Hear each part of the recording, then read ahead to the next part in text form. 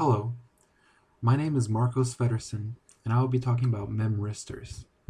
I will give a brief description of what memristors are and give a few of their applications. I would like to begin by talking about what fundamental devices are. These are devices that cannot be replicated with other passive components. The three most commonly known fundamental devices are the resistor, the capacitor, and the inductor. The resistor provides a relationship between voltage and current, the capacitor between voltage and charge, and the inductor between magnetic flux linkage and current. There is, however, a fourth fundamental device, and that is the memristor. In 1971, Leon Shua predicted that this fourth fundamental device existed by noticing that there was no fundamental device creating a link between magnetic flux linkage and charge. He theorized that such a device would have a memristance, which can be given by the equation M is equal to the derivative of magnetic flux linkage with respect to charge. If charge is varying over time, the relationship is M is equal to V over I. Keep a note that if memristor is constant, then this is simply the equation of an ideal resistor.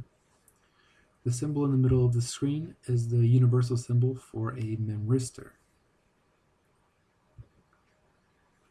An interesting property that comes up out of a memristor is the memory property. The memristor can remember the charge that flows through it. The equation seen here is a model given by HP for their current memristor device. As you can see, the resistance will increase or decrease given the charge that flows through it, and depending on the direction that the charge flows, the resistance will either increase or decrease. However, Leon Shua only theorized the memristor and never created any himself. Over the past several years, there have been many different designs on how to create the memristor.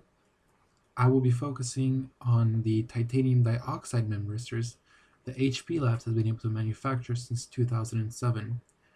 I've picked this one since it seemed the one most fitting for a semiconductor class.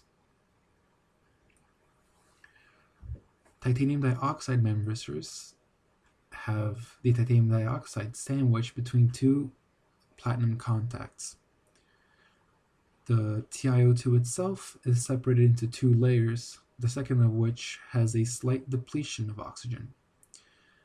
This depleted titanium dioxide has a higher resistance than the pure titanium dioxide.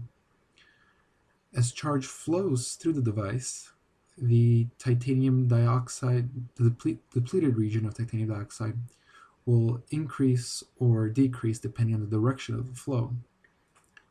Since the depleted region has greater resistance, this will change the overall resistance of the device. Once the barrier between pure titanium dioxide and depleted titanium dioxide reaches either of the platinum contacts, the resistance will no longer be able to move in that direction. This can be reversed by moving charge in the opposite direction. The current properties of these memristors that HP has been able to manufacture are 1 nanosecond switching times, 3 nanometer by 3 nanometer size, and they can be manufactured with current CMOS processes using the same materials and equipment that current fabs use. The two applications of these memristors that I will be talking about are resistive random access memory and neuromorphic circuits. ReRAM uses the variable resistivity of these devices to store information, and neuromorphic circuits use memristors as synapses in an attempt to simulate or emulate brain activity. As I said, ReRAM uses the variable resistivity of the memristor to store information. When the memristor has a high resistance, this would be a logical 0, and when the memristor has a low resistance, it would be a logical 1. This resistance must be retained for this to function as memory. The memristors that HP manufactures inherently change the resistivity and are able to retain it. This retention is also non-volatile, which is very important for memory applications. This means that even once the device is powered off, it will still retain the memory states. This process of manufacturing memristors also provides very tight packing, which is crucial in memory applications where you want as many bits per unit area as possible. And also the CMOS compatibility is important because not only does it allow you to use the same equipment as you used before, which saves on money, but it also allows greater integration between memory and other logic circuits, which would greatly improve performance. HP plans on commercializing this technology soon, and in fact are creating a competitor to flash memory they plan to release by the end of 2013. With time, as the technology progresses, HP plans on replacing all kinds of memory with ReRAM, making it a sort of universal memory type.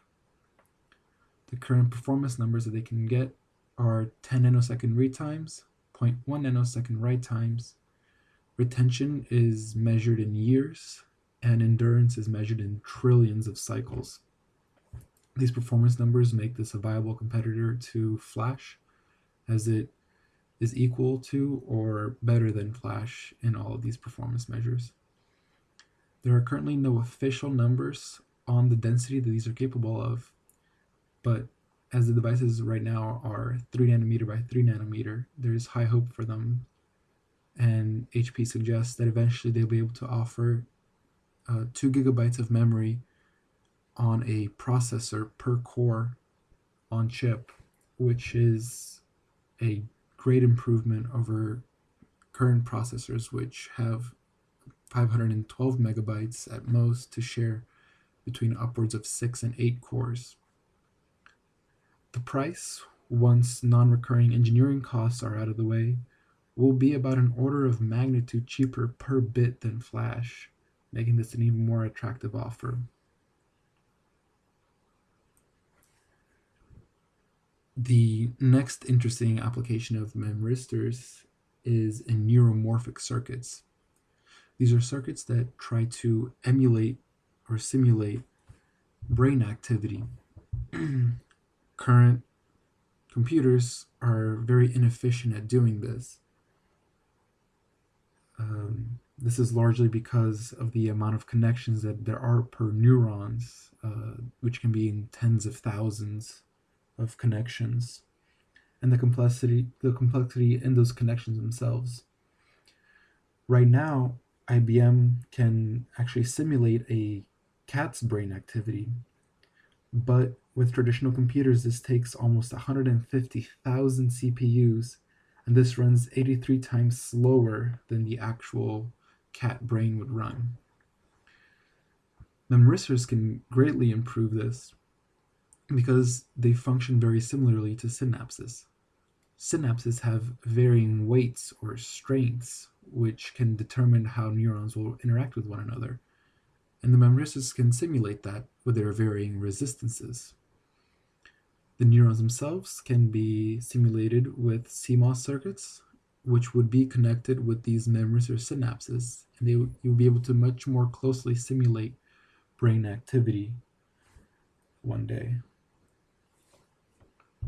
To wrap this up, I would like to give an overview of what's been talked about. The memristor is a fourth fundamental device.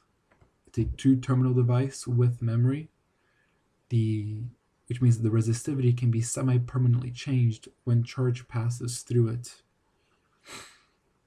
These memristors can be used for resistive random access memory, which is a non-volatile, low-power type of memory, which will hopefully one day be able to replace all different kinds of memories from flash all the way up to DRAM.